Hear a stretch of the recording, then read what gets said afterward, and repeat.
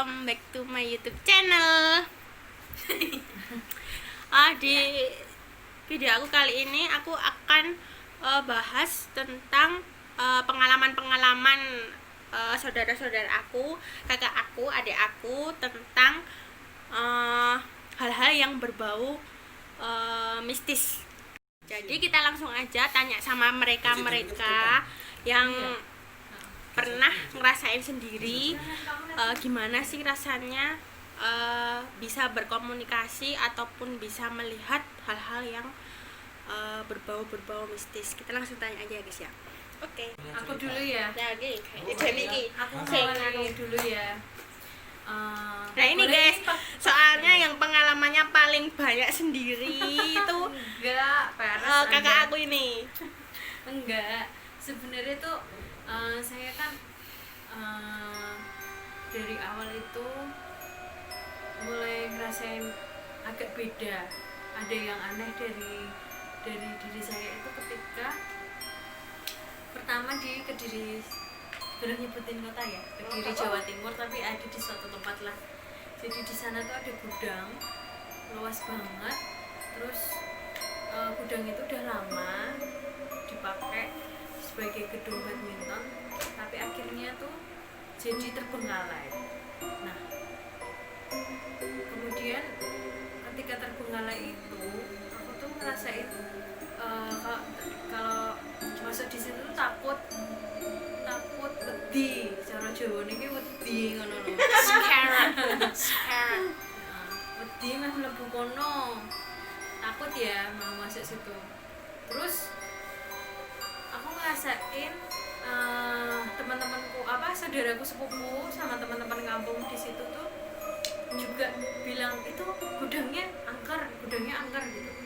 Ternyata beneran. Ketika aku kepo pakai HP kamera yang dulu masih musim orbs kayak gitu ya, kita bisa menangkal orbs apa jenis cahaya ya. Itu kita cari orb, biasa kan anak kecil zaman jahiliyah lihat-lihat ada orbs kayak gitu. Kejepret kayak iya kepotret ya. Ini campur aja ya Jawa sama Indonesia, karena memang orang Jawa. Kepotret gitu. Itu ada orbs putih. apa lampu ya? Bukan, ada kayak bayangan enggak, kayak lewat putih. Terus aku takut, langsung pocongan kan gitu. Nah, habis itu kita diajak makan sama sudah meninggal salah satu adiknya Mbak saya yang di Jawa Timur itu, diajak makan ke McD dan sebut merek ya? Oh iya, maaf ya. Okay. Makan ke salah satu ayam yang terkenal. Dikit gitu aja. Terus sampai di McD itu, sampai di ayam, sebut aja M ya. Saya tuh pesennya tuh dua. Nggak pernah pesen nasinya satu, ayamnya dua. Terus aku bilang, ya mau tak makan sendiri. Itu masih sadar sama setengah sadar. Begitu aku pesen dua, dimasuk itu kan aku antri. Tiba-tiba tuh aku bangun, itu sudah ada di rumahnya salah satu Mbak saya yang di Kediri Jawa Timur itu. Nggak tahu. Ternyata ceritanya pesen jadi pindah. Aku pesen dua. Mbok sapa nak mama kan ngono kok loro no. Yo aku dhewe entek kok aku ngomong ngono, tapi aku rodok sadar mesti tiba-tiba sampai rumahnya simbahku tuh aku wis minyak kayu putih ngono kuwi. Terus rasane ki Mungkin jinnya pengen makan McDonald. Ternyata itu pertama kali aku nggak sadarkan diri di situ, dan sepertinya tidak saya saja. Karena apa? Saya ngerasa aneh itu dalam keluarga besar kami ini.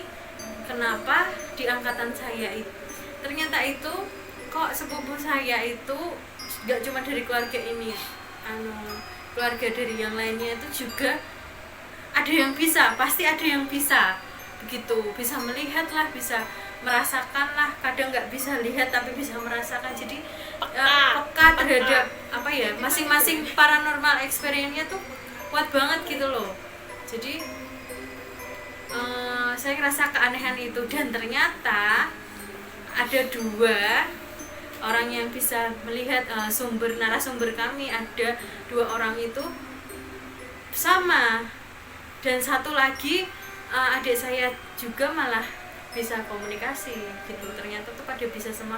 Kalau saya awal mulanya bisa itu dari Kediri Jawa Timur, di gudang itu motret kepo yang bawa kamera saya, mungkin nggak senang ya sama kelakuan saya kayak gitu. Ternyata terus saya kemasukan nggak kemasukan itu kayak nggak sadar ya, apa capek juga hari itu kan di sana dari awal datang tuh pergi terus, jadi kayak gitu. Terus adik saya pun saya ngerasanya berarti ternyata mungkin kita diberi pengalaman seperti itu karena kita satu turunan yang sama. Jadi kayak kayak ada itu ya, salah satu tahu yang jurnal itu loh, YouTube itu kan itu satu semua bisa semua gitu. Ternyata jurnal seperti jurnal itu ternyata benar. Kalau memang kuat banget, apalagi kan sebenarnya kita jarang ketemu, tapi memang dikasih sixth ya istilahnya seperti itu. Tapi karena saya muslim, saya kan ruqyah, di ruqyah itu akhirnya saya dengan sendirinya kadang jarang banget untuk dilihatin seperti. Alhamdulillahnya jadinya tuh jadi kayak lebih tenang, lebih nyaman, nggak jauh dari mistis. Dulu awal-awal habis dari Kediri, wah lihat itu apa tahu, wah kayak gitu kayak gak bisa tidur, terus tindin bentuk diceritane bentuknya makhluk. Saya paling sering itu kalau lihat G ya, genderuwo itu. Oh iya. Tapi kalau kita boleh tanya, lagi. makhluk apa yang kamu paling takut? ya jelas lah PCG. Sama. Saya Sama, paling guys. benci. Saya tuh cuma lihat PCG itu 2 kali dalam seumur hidup.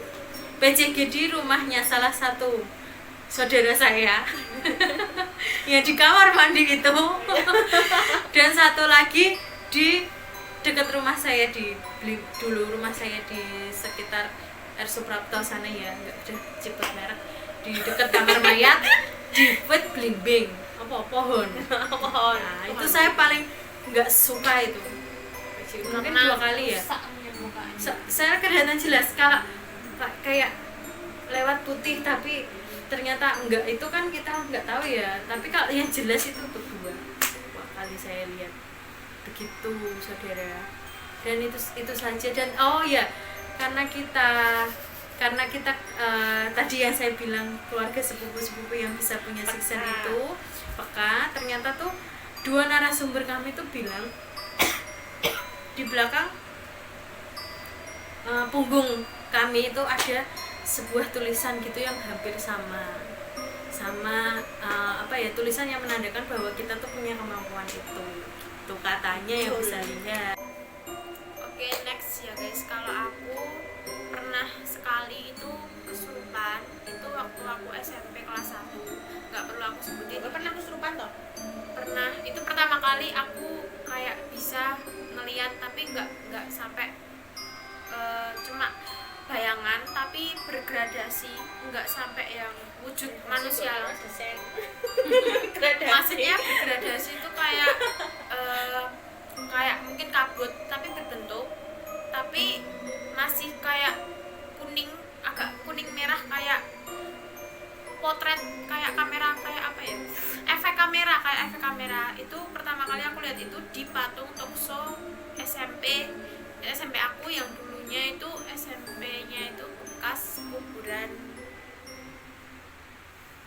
Belanda kalau nggak salah. Terus katanya banyak yang mayatnya belum diambil. Itu kuburan, kalau kalian tahu SMP-nya itu deket Jebres, stasiun Jebres itu kan dong ya. Itu udah pas pramuka itu juga sampai kesurupan.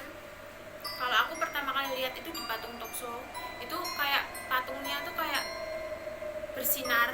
Setelah itu aku nggak sadar sampai aku sampai rumah, itu katanya mamaku makan sate sate yang kalau dulu di perumahan itu namanya sate apa? Biawa. Sate apa sih? Apa? Oh itu Buntel kayak apa? Bukan. sate Gembus. koyoran itu. Oh gembus. Sate kere kalau di Solo namanya sate kere. Aku makan sate kere sampai habis 30 tusuk. Weh, Yang ngeluarin kebetulan orang tetangga tapi masih agak yang wingit deket Disusupi apa jembatan. iki? Disusupi kunti kok. Enggak, Mas, mbah-mbah, kakek-kakek kayak orang Belanda. Oh, berarti itu pertama kali. Pertama kali dari situ Umur? kayak katanya kan dari tubuh aku tuh udah bolong. Apanya itu? Yang bolong Apa? kayak mata jalan batin. bukan mata Mata batin. batin. Kalau mata batin kan kayak, nah kalau itu yang bolong itu kayak jalannya mereka untuk masuk keluar gitu bolong. Jadi setelah kalau orang udah pernah kesurupan pasti gampang banget. Nah itu umur aja. berapa? Itu SMP kelas 1.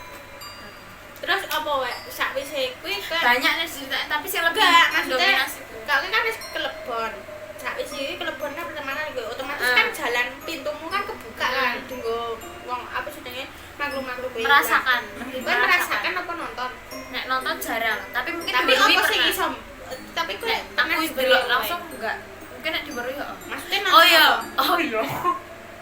Kesurupan 2 kali itu di rumahnya ini.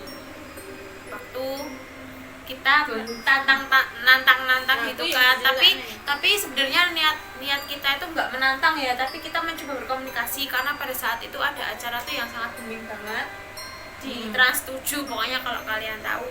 Nah karena gara-gara acara itu kita itu ikut-ikutan, tapi malah karena kita bukan orang yang bisa menerangkan iya, salah apa namanya salah asuhan, salah bimbingan. nggak jadi Salah jalan. pokoknya gara-gara itu jadi kita nggak bisa netralin. Terus habis itu kan dia katanya bisa menyembuhkan ya kalau nanti aku kemasukan. Ternyata dia malah lari guys. itu ceritanya guys gini aja aku yang ceritakan aku Saya tahu klarifikasi dulu, saya tidak menyembuhkan, tetapi katanya mamahnya ini bilang kamu bisa baca Al-Fatihah kan. Nanti Soalnya kamu kan bisa katanya itu." jin itu takut Ya, banget kan sama iya doa-doa Doa-doa, Islam. ya. Terus saya saya bilang gitu ya wes engko nek misalkan ada bapak-bapak disebutkan doanya. Tapi ternyata namanya kita nggak punya portal. tameng, kita nggak punya bapak ya nggak mungkin lah. sotai 1 sotai 2 kalau itu beneran guys. Aku pertama kali lihat cewek cantik itu di rumahnya ini. Terus tapi dia tuh nggak jahat sih sebenarnya, cuma menyapa.